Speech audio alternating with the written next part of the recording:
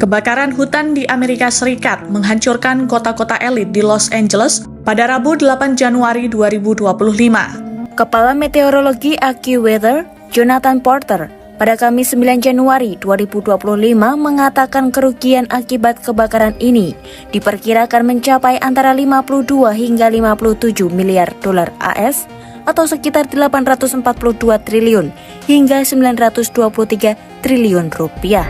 Donald Trump mengancam akan mengubah Gaza seperti neraka pada Selasa 7 Januari 2025. Namun hanya berselang satu hari, ancaman itu justru seperti karma lantaran kini Los Angeles terbakar hebat.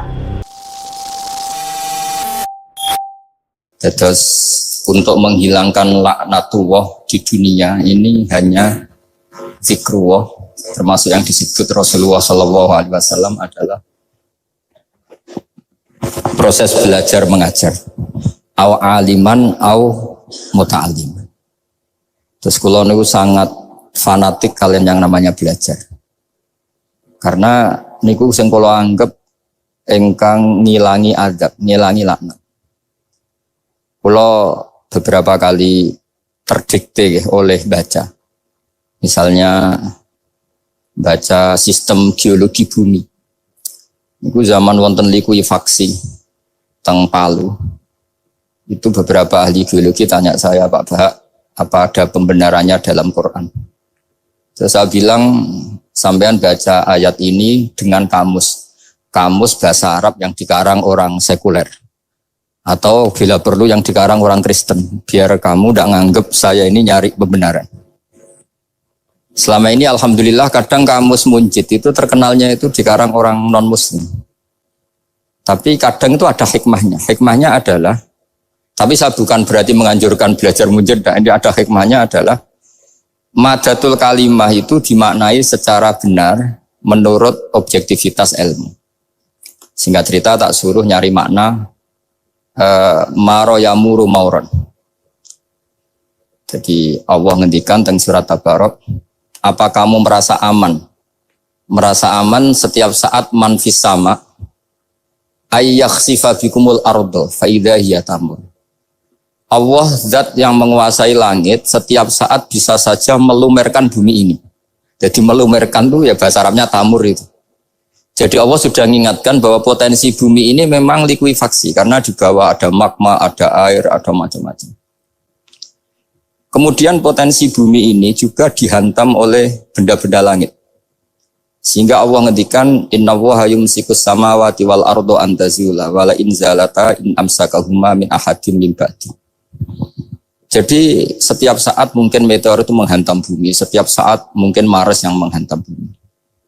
Sehingga kalau kita belajarnya itu geologi atau sistem galaksi, itu ketakutan kita ya pada likuifaksi, pada meteor yang jatuh, pada apa. Tapi kalau misalnya kita baca yang su'ul khotimah, ketakutan kita ya akan su'ul khotimah. Tapi terus kalau lihat berita TV corona, ya takutnya akan corona.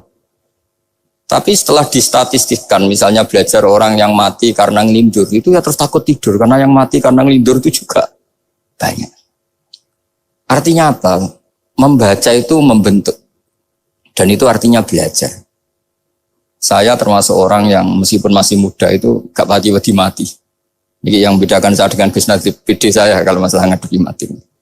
Karena bukan berarti saya mesti soleh, mesti husnul khotimah, ya enggak. Ada istilah mati yang menyenangkan dalam diri manusia, yaitu Nabi ngendikan Allahumma ahyini maka natil hayatul khairan li wa tawaffani maka natil wafatul khairan li.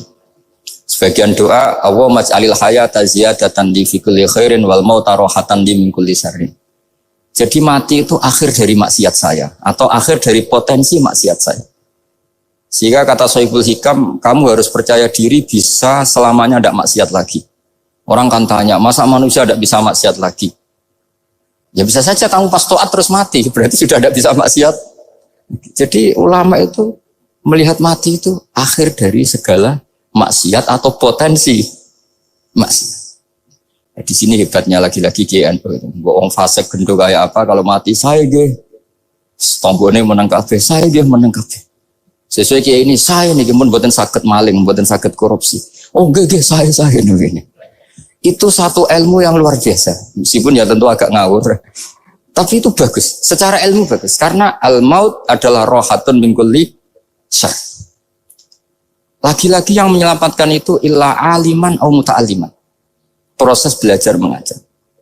Saya baca banyak tentang halal haram dalam kitab Imam Ghazali itu. Tak ulang berkali-kali. Saya tuh dulu ya gak paham. Karena kitab paling susah di bab Imam Ghazali itu menurut saya kitabul halal wal haram. Termasuk bagaimana cara ngelola amwalus salatin yang terkenal korup, sementara menyumbang kamu sebagai jaizah, sebagai hadiah untuk para kiai atau untuk para guru.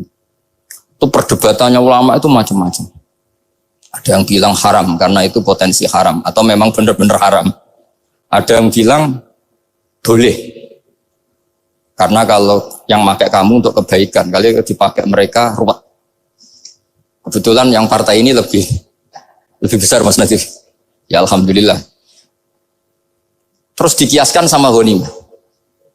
Lagi-lagi karena baca. Saya itu pernah ditanya seorang dosen di Jogja. Gus, saya ini muslim mulai kecil dan saya peneliti, saya pernah sekolah di mana-mana.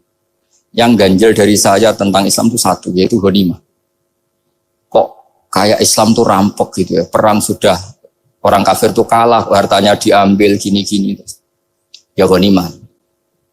Terus saya memberi analogi, kalau ada garong ke kamu, bawa senpi, bawa pedang, terus kamu mengalahkan garong itu, alat-alat itu kamu kembalikan apa kamu sita? Ya saya sita, nanti dipakai garong lagi. Ya kira-kira seperti itu.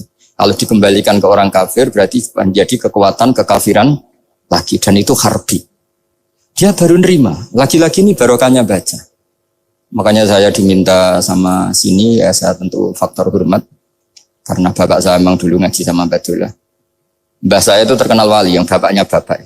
Itu kalau kesini nyifati Badullah satu. Nur isido mondok gini itu enggak apa-apa. Pondoknya elek lah, kiaimu wali. Zaman itu bapak itu di kamar kursi ya masih ada kakinya. Saya dulu sering dijak kesini sama bapak. Jadi mbah saya itu terkenal wali dulu. Jadi mbah saya itu tirakat terus sampai kapundhut itu poso terus. Kebetulan cucunya agak niru. Saya tidak niru itu karena itu Gus Zaki. Memang disuruh tidak niru. Kata mbak saya, kira usah tirakat. Terus tak tirakati aku. Itu. Jadi saya, Mbah Mun juga gitu. Kowe haram tirakat. Tak tirakati aku. Saya senang sekali. Tapi tua-tua kok mikir butuh. Nah, terus tirakati butuhku sopo. Jadi mulai jadi kiai betul Mas Nadif. Saya ini sudah mulai mikir butuh. Karena saya ini termasuk orang yang kecelok alim yang nggak banyak orang menghormati. Karena sudah diramal sama mbah-mbah. Di dulu mbah saya Mbah Nur Sam itu, kakak saya itu SMP, SMA. Kakak saya yang kedua juga SMP, SMA. Mbah saya itu Mbah Nur Sam itu, yang nganterkan bapak ketika mondok sini itu. Yang ikrar karo Badullah wali Mbah Nur Sam itu. Ahli tirakat, ahli puasa. Itu bilang, Nur, anak sing iki aja pondok, aja sekolah no. Sumben sing ngalim ku anak sing iki. Ketika saya sampai tamat SD sama mbah saya Tuban, mbah saya Naruan juga di Sabdo begitu. Singkat cerita sama Mondok Sarang. Mondok Sarang pertama langsung dikenal Mbah Mun, anak kiai jadi langsung dikenal. Didoni macam-macam terus jadi wong alim itu gak ada yang ngelem. Biasa aja untuk tungan yang sepuh-sepuh. Ya sebenarnya agak kecewa ya, saya inginnya kan dianggap prestasi gitu, ternyata dianggap doanya orang-orang sepuh.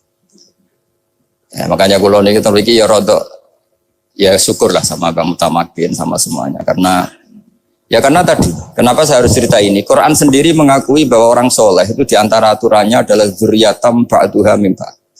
Meskipun Allah bisa bikin orang soleh dari mana saja, tapi yang legitimit itu memang dzurriyyatam ba'duha min ba'd. Dan kata dzurriyyah itu tasmalu auladal inas, kata Ibnu Hajar al-Asqalani, memasukkan turunan yang dari ibu. Meskipun tentu secara wali nikah atau secara disiplin nasab dari ibu itu tidak ngefek. Tapi dari segi fa'innal irqadassas, bahwa sistem tubuh kita itu tetap ada gen dari seorang apa? Ibu. Sehingga banyak ulama tafsir mengatakan dzurriyyah itu tasmalu auladal inas. Dzurriyyah itu memasukkan turunan dari apa? Ibu. Bapak saya itu nasabnya nasab wali. Jadi mbah-mbahnya itu suka tirakat, suka. Ibu itu nasab kiai. Jadi kalau bapak wiridan itu, kalau istiqomah itu disalahkan sama keluarga ibu. Istiqomah itu salah. Karena ijabu malam yajib, mewajibkan sesuatu yang tidak wajib. Itu masalah secara ilmiah. Mbah Mun itu sering kritik, kalau ada pondok kok wajib puasa, wajib merawat itu sering kritik. Itu secara fikih bahaya. Ijabu malam yajib, mewajibkan sesuatu yang tidak wajib. Dan itu kriminal dalam bab fikih. Betul itu, sama cari di Sulam Taufik, babnya itu ngeri. Ijabu malam yajib itu tidak dihitung minal kabair. Dicari sendiri itu di bab Sulam Taufik, tidak perlu saya sebut. Itu parah betul malah cara menvonis Abdullah bin Husain bin Thohir di Sulam Taufik. Ijabu malam yajib. Tapi pondok-pondok yang tirakat tidak kurang dalih. Niki boten majibaken, ngelatih. Boten majibaken tapi napa? Nah, silsilah dari keluarga ibu itu suka ilmu. Sehingga Abdullah bin Mas'ud itu tiap hari itu mensweeping orang yang sering duha. Kalau ada orang duha istiqomah itu disweeping. Awas, harus seminggu sekali, nggak boleh tiap hari. Masa sholat fardu kamu saingi sholat duha? Nggak boleh, fardu tersaingi. Itu Abdullah bin masyhur, sampean cari di Al-Ghunjah itu. Sayyidah Aisyah kalau ada orang duha tiap hari dimarahin. Dan itu secara konstitusi ilmu benar karena Nabi Qiyamul Lail Ramadan itu hanya 4 hari yang dipandu. Lainnya itu enggak. Khasyata ayyufradu alaihim kalau dalam sahih takut dianggap fardu. Akhirnya istiqomah itu masalah di keluarga saya yang dari ibu. Nah kebetulan kita ini suka ada istiqomah akhirnya ya seperti ini. Tapi ini ilmu harus kita bicarakan. Tapi yang istiqomah Bapak itu pengagum Badullah. Bapak itu suka sama istiqomah karena punya guru dulu Ki Zubedi istiqomah, Badullah istiqomah. Tapi jangan kira Badullah itu hanya istiqomah. Saya punya sanad banyak, mungkin Gus Zaki lebih tahu. Sering saya diceritain Bapak. Badullah itu nak ambek wong fase nemen-nemen itu ya rapati cocok. Senajan to majibno fase. Tak takoki iki ngopo. Engko nek ke fasean darani wong awam untuk ganjaran. Mergo macane Quran gak fase. Padahal untuk ganjaran mergo seneng Quran. Jadi terus tak takoki Bapak, niku saged damel syarat mboten? Ya ora kena, pokoke ngono. Jadi go ngekrori. Artinya beliau ndak ingin lah gara-gara kita terlalu pakem tajwid kemudian menganggap siapa saja baca Quran salah kemudian tidak dapat pahala. Bisa saja hamalahum ala ayaqraul Qur'ana apa mahabbatuhum wa iskuhum wa kadza wa kadza. Jadi akhirnya saya jadi tahu. Oke, secara makhraj salah, tapi iseknya benar, mahabbahnya benar, brontonya benar. Jadi sebetulnya Badullah itu punya sekian makalah tentang ilmu. Hikam juga gitu. Nur nak cah santri ngaji ihya itu jauh oleh. Saya nak hikam mojo. Maksudnya beliau entah kalau setelah itu Badullah itu melarang siapa saja santri ngaji hikam itu dilarangnya ada kelas tertentu untuk boleh ngaji hikam. Nah kenapa saya cerita ini? Karena saya masih ingat betul di antara wasiatnya Mbah Mun itu. Roh sebab apa Fatihah kok ihdinas siratal mustaqim bukan siratoka tapi siratal ladzina an'amta alaihim. Dawe Mbah Mun fa inna Allaha ta'ala la ya'kul wa la yashrab wa la yanqih wa la kadza wa kadza. Allah itu enggak makan, enggak minum, enggak tidur. Sehingga kita enggak bisa niru Allah. Tapi yang makan tidur itu manusia. Sehingga kalau ingin dekat Allah ya niru siratal ladzina bukan siratoka. Kita cara tidur niru Kanjeng Nabi, niru ulama, cara makan, cara minum, niru Allah tidak bisa. Makanya bukan ihdinas siratal mustaqim siratoka tapi siratal ladzina an'amta. Maka dalam beragama itu butuh master, butuh panutan. Ya tentu Mbah Mun oleh ngendikan pakai luwet orang-orang kuno. Cara Mbah Mun pakai cantolan. Maka saya punya makalah banyak dari Bapak, dari Mbah Mun, dari Mbah Zubair, dari sampai saya itu hafal sanad sampai Rasulullah SAW. Karena yang bisa mengawal ilmu itu sanad. Termasuk saya di sini bawa kitab Ar-Risalah Al-Qushairiyah. Nanti saya baca beberapa panutan kita. Di sini ada Abdul Qasim Al-Junaidi, ada Abu Yazid Al-Bustami, ada banyak ulama yang ditulis Ar-Risalah Al-Qushairiyah. Dan itu yang membentuk Imam Ghazali, kitab Ar-Risalah Al-Qushairiyah. Tapi sekarang kita ini tidak belajar lagi tentang tasawuf. Tasawuf itu Abdul Qasim Al-Junaidi jadi wali itu bukan wiridannya terlalu banyak, enggak. Beliau pernah bikin satu kalimat yang menjadikan Allah itu ridho. Kalimatnya begini, kalau malam beliau wiridan gini, ya Allah, kenapa engkau ngasih rezeki saya, padahal engkau tidak butuh saya. Kalimatnya sederhana. Kalau seorang majikan ngasih servis sama karyawannya, memang butuh pekerjaannya. Orang tua ke anak butuh kasih sayangnya. Tapi engkau ini zat yang tidak butuh saya, tidak butuh kita, ngapain ngasih? Jadi punya sisi betapa Allah itu luar biasa, wong tidak butuh kok. Ngasih itu kan luar biasa. Jadi karena mensifati seperti itu Allah itu ridho. Itu luar biasa. normalnya orang memberi itu kan, apalagi orang memberi kiai itu kacau sekali. 1.000 jaluk swarga. Salam template 1 juta wae jaluk apa? Swarga itu parah lagi. Nanti kalau enggak masuk surga, tunda-tunda. Itu ngeri lagi itu. 1 juta minta apa? Surga.